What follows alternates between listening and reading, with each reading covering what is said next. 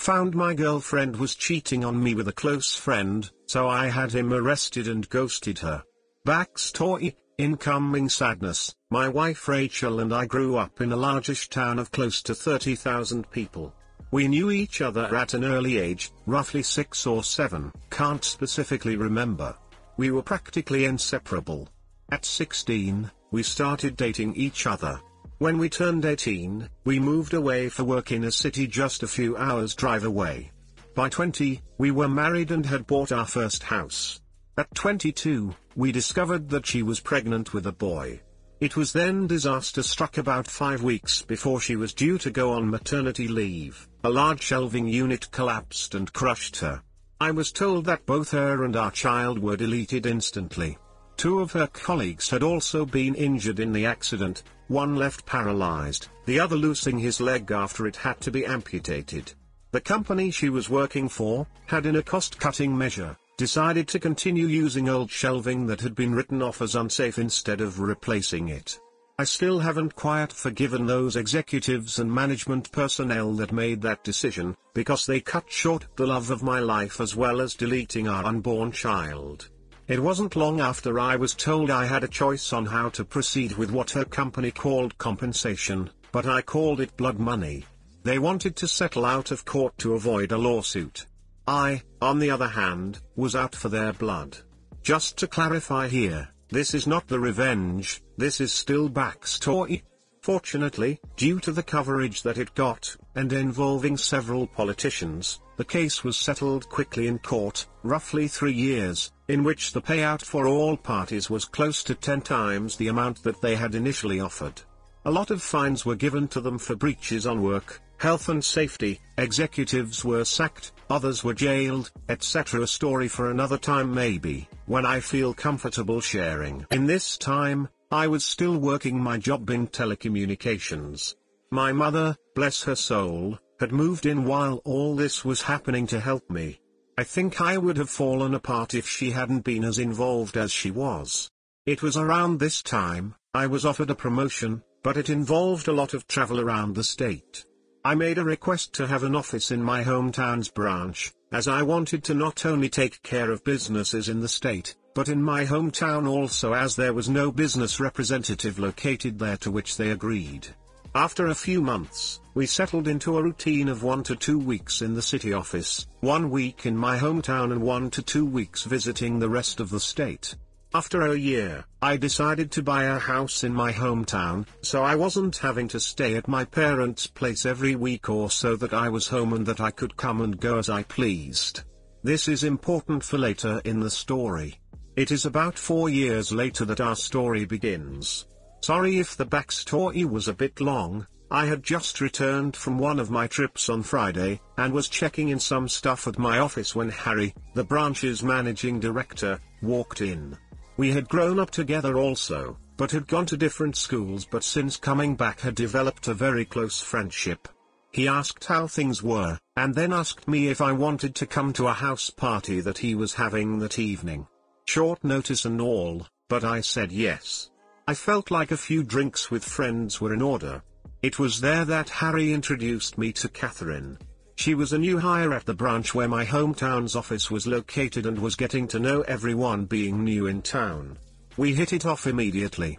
As much of a cliché as it sounds, it was almost as if Rachel was in front of me, instead of Catherine. I won't bore you too much with the details, but after 2 years of dating, we decided to take the next step and she moved into my hometown's house. Everything up to this point had been going really well. Catherine and my parents got along, and Rachel's parents also approved and were happy that someone could make me just as happy as Rachel had done. All was going well for close to a year when things began to change. Skype sessions were cut short suddenly. Neighbors would tell me about how a car, described to me like it was Harry's, was always seen parked in the back alley near my house whenever I was away. Some clothes that weren't mine were in my wardrobe. All signs pointed to her cheating, but she said that nothing was happening. She said that Harry would come over occasionally to discuss business, etc., but never stayed the night. I chalked it up to me being paranoid and continued on as if nothing was wrong, but there was always this feeling that something wasn't right. It was close to 6 months after that I discovered that she had been lying to me. I had just finished closing a rather large contract with a new company and negotiations had wrapped up earlier than I had anticipated. So instead of sticking around for the next few days, I decided to pay for an early flight home and surprise everyone. Fast forward a few hours and I drive into my hometown and down the alley behind my house so that I could get into the house without being seen and surprise Catherine. Some part of me was curious, however, as to whether this mystery car was there. Sure enough, there was a car that was blocking the back entrance gate. I was confused for a moment, wondering if it had just been a neglectful neighbor parking, only to realize that it was indeed Harry's car. If it hadn't been for the high hedge line that I had put in a few years back for privacy, I may have well driven past my own place. Pulling up behind his car, I got out and thought it was strange that he was there so late, as she claimed that he always had left by now. As I approached the back of the house, I saw something that stomach drop. In my kitchen, Catherine and Harry were going at it hammer and tong. I froze. Time stopped. There was my close friend, having a romance on my kitchen bench with my girlfriend. I didn't know what to do. So many questions were running through my head. Was this real or was I dreaming? Why were they having romance in my house? Feeling defeated, I turned and left without them seeing me. I sat in my car for what felt like an eternity. I was crying hard. But the sadness quickly turned into anger. The same kind of anger I felt towards those that were responsible for Rachel's peaceful deletion. I wanted to hurt them. Badly. As a pacifist, I don't believe in violence. It was then I knew I was going to punish them and destroy their lives. And what better time to start than now? I moved my car back up the alley, far enough away from my driveway that I could still see Harry's car, and then walked back to the gate where I could see into the house, and called her phone. They were still going for it when it rang. They both looked at the caller ID and did a double take when my name came up. I could see that she was considering answering it and they let it ring out. After a few moments they were back into it again and I dialed once again. This time she did answered. As she was answering, I hung up and made my way back to my car. As soon as I did, she called me back. She asked why I was calling as late as I was, and I told her that I was about 10 minutes from home and didn't want to scare her coming in. She, obviously, was shocked and acted happy that I was coming, and the call ended very quickly after she said she was going to get up and get changed into something. I said bye and hung up. A few moments later, Harry came peeling through the gate and still half naked, jumped into his car, took off like a bat out of hell.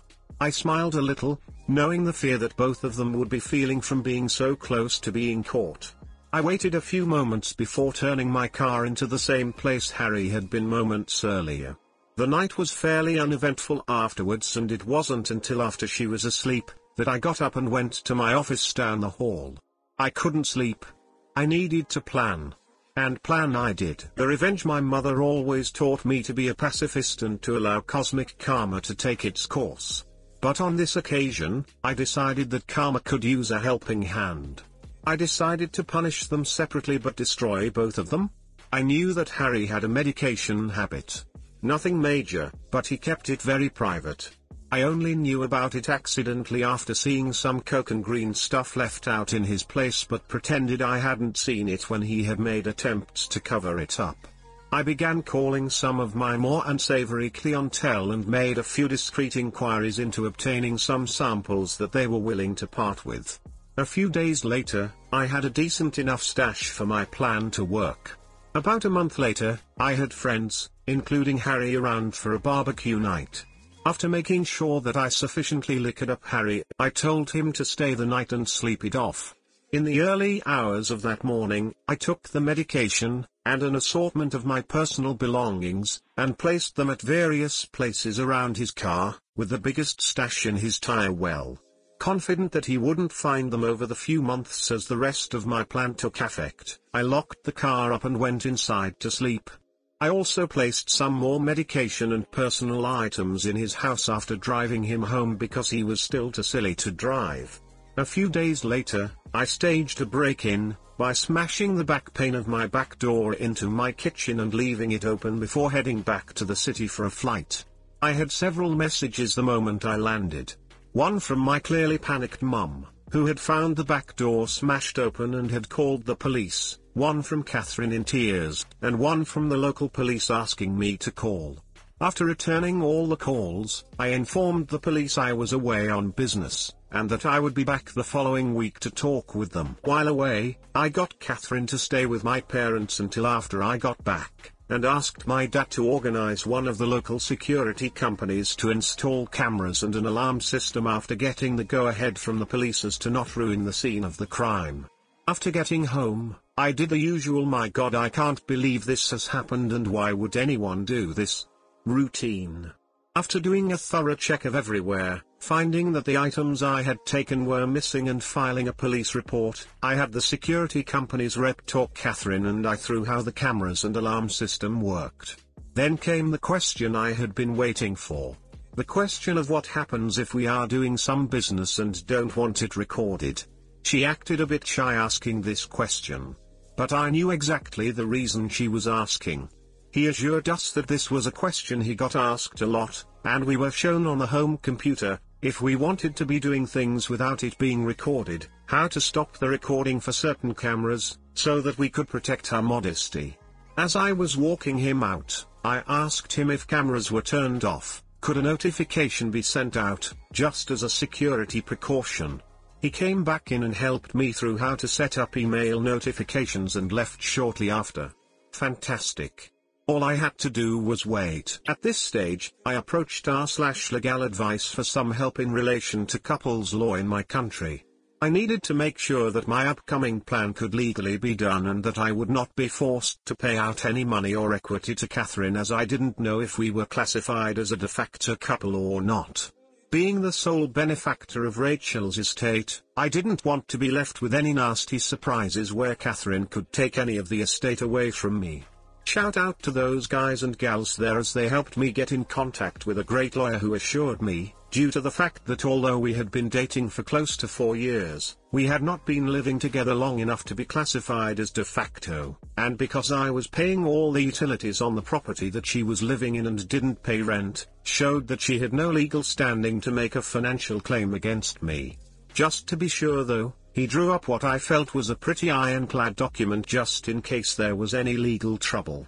The following week, my work had approached me, and offered me a promotion to move back to the city and run the team that I was a part of, meaning I wouldn't need to travel as often and be in the one location, and due to the success of being located in my hometown, that they were considering having 3 to 5 representatives spend 1 to 2 weeks in the larger surrounding towns including my hometown as a part of my team. I said yes, and began the process of beginning my transfer, which would take about 6 weeks. Perfect. More than enough time to gather all my evidence. Upon getting back to my hometown the following week, I began to start in motion the rest of my plan. I asked Harry to approve 1 week's worth of vacation for Catherine for 2 weeks' time. I wanted to send her and a friend or two away on a retreat before I made the biggest decision of my life for a second time. He jumped up and gave me a huge hug, congratulating me on being prepared to take the leap again. I hugged him back tight, but not the way I think he imagined it at the time. He agreed and blocked out the week for me. I asked him not to say anything to anyone, as I wanted to make it as big a surprise as I could. I knew that it would spread like wildfire around the office regardless, but that was my plan. That night, I told Catherine that I had booked her and 2 friends to go to a tropical spa resort, all expenses paid, for a week. No questions asked, pick 2 friends, and come back to the biggest surprise of her life. She screamed like a kid who had just been told that all the candy in the shop was hers to have. I then told her that the following week, I was going to spend it in the city, preparing for a large client who was one of my biggest accounts, and needed some people in my team to help before flying out the following week, and I wouldn't be home until the Monday that she was leaving, so I wouldn't be able to see her, which seemed to disappoint her, but I told her it would be worth it when she returned. What I failed to tell her was that I had decided to take 2 weeks vacation on the other side of the country, mentally preparing myself for the poop storm that was about to erupt the moment she stepped foot on the plane, as well as enjoying my first stage of freedom. On Sunday 2 weeks later, I flew back and began driving home. Once getting there, I done a quick pass by my house, and sure enough, Harry's car was there. Like the first night I had caught them, I parked a little ways back and checked the cameras. Asleep, in my bed. No surprise honestly, as I had recorded them constantly do this over the 2 weeks I had been away. I then made my first call to the police, blocking my caller ID. I told them that I was one of my neighbors and saw someone hanging around in their car in the alley behind my house and occasionally passing something through windows to passing cars while also looking into my yard, and I was concerned that they were dealing medication and or going to break into someone's property. I gave them his license plate and description. They said they would have someone there in a few minutes, so I thanked them and hung up. I then called Catherine and told her I was about 10 minutes from home, and that I knew she was flying out tomorrow, but desperately wanted to surprise her. Looking back at the footage now, I laugh at the commotion that I am surprised I didn't hear. In a few short seconds, Harry was half dressed and flying out the back door to his car. At that point, I couldn't have asked for a more perfect scene. As Harry was peeling away, one of the police cars rounded the corner behind me, saw Harry driving away fast, and gave chase. After pulling in, greeting an excited Catherine, and doing all the couple things, she fell asleep again. I, on the other hand, couldn't sleep a wink. The next day, her and her friends were bundled into a car. After they drove away, I had to wait a few hours, but I began to execute my plan. I called my friend who was a removalist, and apologized for the late notice but needed my place packed and moved on Friday. After agreeing on a time, I told him that he would need to take certain boxes to a storage facility, which he said wasn't an issue. Then I began packing Catherine's belongings. Later that day, I got a call from the police for me to come and identify some property that they had apprehended from a suspect the previous night that fit the description of property I had reported stolen. I grinned to myself, happy that my plan for Harry had grown to fruition, and replied that I would be there shortly to collect it. Of course, when I got there, some of the items were still unaccounted for, due to the fact that they must have still been in his house and they hadn't searched there yet. By this stage, the town was buzzing with news. Events in my hometown don't stay secret for long.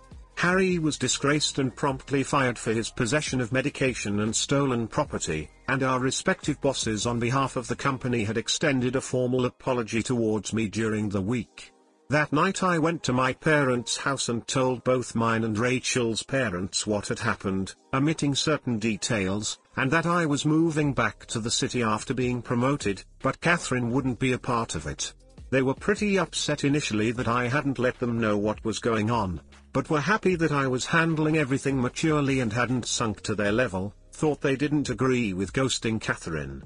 But after some drinks, laughs and tears, I went home. On Friday afternoon, after a busy week of organizing cleaners for the following week, the real estate to put my house on the rental market, and various other tasks at my hometown's office, I packed some things into my car, and drove to my parents' place and said goodbye before the drive. Before leaving, I went to Becky's house. Becky had been one of Rachel's closest friends growing up. She was the only other person who knew what was happening, minus the details about Harry. Without her help, I wouldn't have been able to organize everything as quickly as I had. I gave Becky a large manila folder with my gathered evidence of her cheating, as well as the letter and a few other legal documents from my attorney stating that she was ordered not to contact me, and the details of how to access her belongings located at the storage unit I had rented out. After a quick goodbye, I left and drove back to the city. On Sunday, I woke up to several missed calls, voice messages and text messages. Turns out, Catherine had come home early after being alerted to something being afoot in town, only to find an empty house and a for rent sign out the front. Freaking out, she had gone to my parents, who closed the door on her the moment that they answered, forcing her to call everyone until she managed to somehow be contacted by Becky and told that she had a package for her. I was told that she didn't take too well to that, as I fully well knew at that point from the numerous angry texts and voice messages from her accusing me of setting up Harry, of being deceitful, etc. I was worried that she might show up at my front door, but nothing ever happened. 5 weeks later, after leaving and been promoted, I write this out for you, dear reader. Granted, it's long, and it took a few rewrites to shorten it down from my initial 14 pages, double what this story is now. But I feel that most of what I said was important enough for the story. Too long didn't read. After my pregnant wife was deleted in a workplace accident, I moved back to my hometown and connected with a woman who, after moving in with me, cheated on me with a close friend. I set him up to take the fall for medication possession, and after sending her away on a spa retreat, rented out my house and left town for a promotion while exposing her as a cheater. Hey guys, please like, comment, and subscribe. It would really help me out, thanks. God damn. Slow clap. I smell a couple felonies in here. At least some serious misdemeanors. I'm afraid this reads too much like a Hollywood movie script. Nobody in their right mind would post to Reddit about having committed multiple serious crimes within the last few weeks/months. Especially someone who's bright enough to design, plan and execute such a textbook revenge sequence. Jeremy Renner would be a good pick to play the lead role in this movie. Good story, but I still don't think you should stage a crime. And the fact that you admitted to it on the internet makes it even dumber. Either the story is BS or you like living on the edge. Bravo. A revenge on the scale of Monte Cristo. Having someone arrested for false charges isn't in bounds here.